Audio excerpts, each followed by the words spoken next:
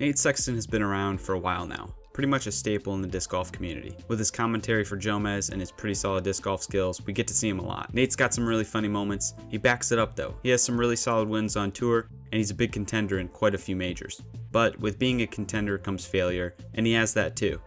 Today we're going to check all of that out. We have some funny moments, really good disc golf, foxes peeing on discs, some strange OB situations, and as always, some not so good moments. Nate Sexton, aka Sexy Commentary. Here we go. Nate has 2 aces in competition that I could find. Just like with my other videos, I imagine he has more, but this is just what I could find. But his are pretty interesting. The first one came in 2010 at USDGC. This is a famous hole, the bamboo hole at Winthrop Gold. I don't know if this was the gold layout back then, but it's a bit different here than what we're used to. Now this hole usually has a double mando, where you're forced to hit the gap straight on. Nate takes a different route.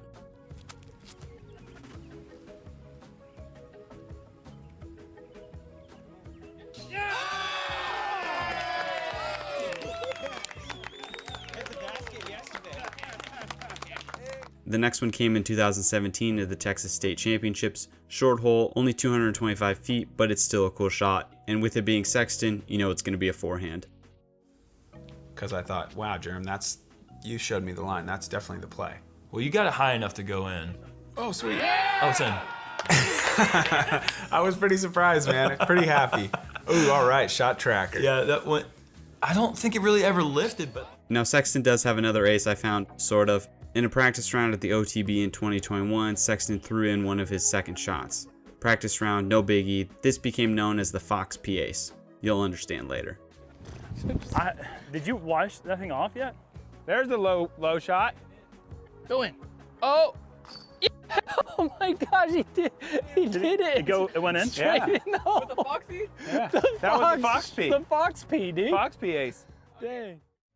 Sexton, as we know, is a part of the commentary crew for Jomez. Alongside Big German Yuli, Sexton has some really funny moments that happen. He has a great sense of humor and says some really funny stuff. So I bring you the best compilation for Nate Sexton. Not his best shots, no, his best one-liners. Enjoy.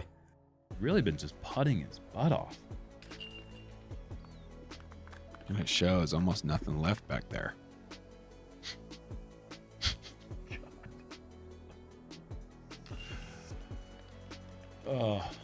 These guys are very excited, as I'm sure you can tell from the camera shot. These guys have a skill level ranging from average to way, way below average. Okay, that's a nice hyzer. Straight shot would have been the play, but the hyzer is smooth. Wow, he got a hold of that, folks. That would have had the distance for sure if it had any kind of line on it. You got to take positives away where you can, and he threw that hard enough, let's be honest. And here's the first, honestly, I'm surprised. This is the first guy that dressed the way I expected all Canadians dressed. That's not bad. Well, it's getting worse. It's very flippy. That turned quickly. Our second chump. Okay, right to the river. Fantastic. Unbelievable shot there. I can't imagine he wanted that to roll, but roll it did, and very, very early. Little Anheuser extends the shot a little bit, but it's not nearly as good as the 10-year-old who threw just before him. Have taken the lead. We want to get a quick word with them. You guys are winning. Isn't that weird? Back to the action. Didn't know how to classify this little section. We've got some not great moments, a couple funny situations, and maybe a little bit of Nate Sexton being an absolute savage. In 2016 at the Majestic, Sexton was battling it out with Ricky Wysocki. They would be tied after regulation. What would ensue would be one of the best, kinda worst playoffs we have ever seen. They would play the same 2 holes over and over again.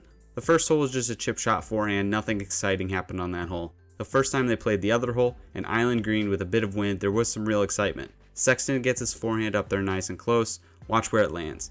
Ricky makes birdie, then we go back to this hole again after tying on the easy hole. Sexton would throw the identical shot. Almost same exact spot. Ricky would throw it OB but make his putt to save the par. Here's Sexton for the win.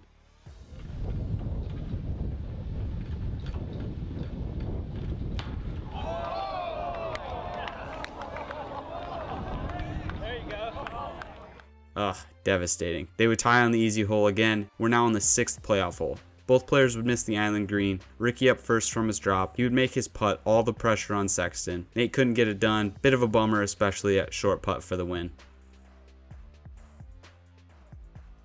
Sexton is a savage, at least I think he is. In 2018 at the Disc Golf Pro Tour finale, he had an interesting debate. Hole 15, Island Green, divided by railroad ties. It's a cool hole. I've actually gotten to play it and see the railroad ties there, and there's a gap where you can walk onto the green. The tournament didn't mark it as OB. A debate ensued when Sexton's disc went into the gap. Why is there no line here?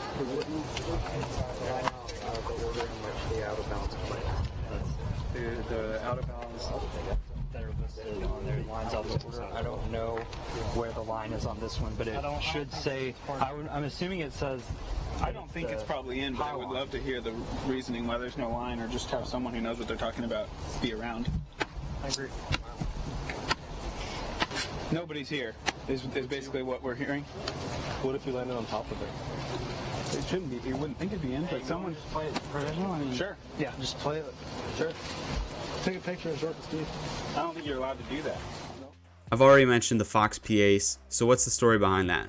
Well, same round, OTB practice round 2021, Nate Sexton's disc is flipped over in the fairway. A fox goes running across the fairway, makes a bit of a pit stop over Nate's disc, and shows it some love. The disc would become known as the Fox P disc, which he would later throw in on a hole. Is there pee in it? Yeah. There's fox pee in here. Did he really pee on you? Yeah, look. Oh.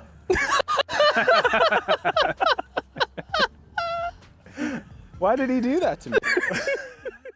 Nate has been playing professionally all the way back since 2005. He doesn't have the credentials of some of the guys we've seen like Eagle and Calvin, but Nate's got some good wins. I picked out a couple of his closest wins. Here we go. 2018 Canadian Nationals was a two-man race. Nate Sexton versus Chandler Fry. Nate started out the final round with a two-shot lead, but when he got off to a slow start, Chandler took advantage of it. After the front nine, Chandler would be in the lead by one shot, but Sexton played really good starting out the back nine, birdieing the first 5 holes in a row. He had to do this to keep Chandler at bay. Check out this shot on 13. Roped. Chanimal. I love it, man. Said he needed to get something going and dials it in. The Simon line. Yeah. Nate was looking for the high fives. Even though Chandler aced, he still was one shot behind. Sexton didn't stop there. Birdies on 16 and 17 would help him hold off Chandler for his first Canadian title. 2018 Ledgestone was a battle all the way down to the final hole with Chris Dickerson. The back nine was a birdie fest between the two players. They had been swapping first place back and forth until hole 16, where Nate would take a one-shot lead after birdieing, and Dickerson would make a par after throwing it OB. They tied on 17. We go to hole 18 with Sexton having a one-shot lead. After both throwing good drives, Nate would be up first. His approach shot on the par 4 would go a little deep, looking at circle's edge putt for the win. Here's Dickerson's approach shot. For the win, if Chris can get it up and close. Just misses that first tree. Big hyzer, so he's going to have a putt. 40 feet, 30 feet, 25 foot, 20, 12 foot. This could be good. 10 foot, 12 foot, 15 foot, 18 foot, 25, 30 out of.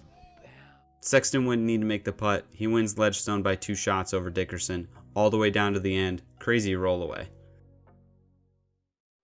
The 2015 USDGC would go down in history, and not for good reasons either. Starting the final round, our boy Nate Sexton was in the lead. 3-shot lead over Ricky Wysocki and Paul McBeth. Nate had been averaging almost 8 under for the first 3 rounds, but then the weather hit.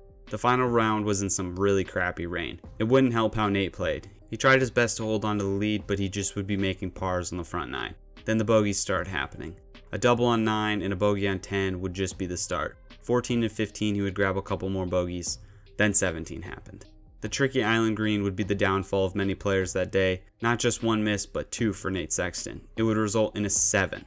4 over for just 1 hole. He would bogey the final hole as well, making for a final round of 8 over. 16 shots worse than his average for the first 3 rounds. After starting the day the favorite to win the event, doubt would be left behind if Sexton could ever achieve that big major win. Disc golf's about redemption. What happened at USDGC in 2015 was a big shadow over Sexton. Could he handle the major championship pressure? Well, 2 years later, he would get another chance to prove himself.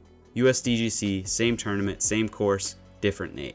Same start to the final round though. Nate Sexton, 3-shot lead over Ricky Wysocki. This one would be a little different. Nate would keep his opposition at a distance the whole round, but this course is scary. Big numbers can happen quick. We saw it in 2015, there's always hole 17, and Nate would hold it together. His drive would push to the far right side, staying in bounds. Nate would make his par. Redemption finally. Nate would say this about the hole. And there's the par that seals the fate of the champion. The par that I've been thinking about getting for about 48 hours of not sleeping. A major champion, finally. There have been plenty of major championships over the years. Most players don't get a second chance. Nate got his and he took advantage of it. From Nate's worst moment to his best. One and only major championship for Nate, but it's a sweet one. As always, thanks so much for the support. The channel has been growing like crazy and I hope you guys enjoy the videos. If you like this one, make sure to check out my channel. I have plenty of other videos just like this. Alright, we'll see you next time. Cheers.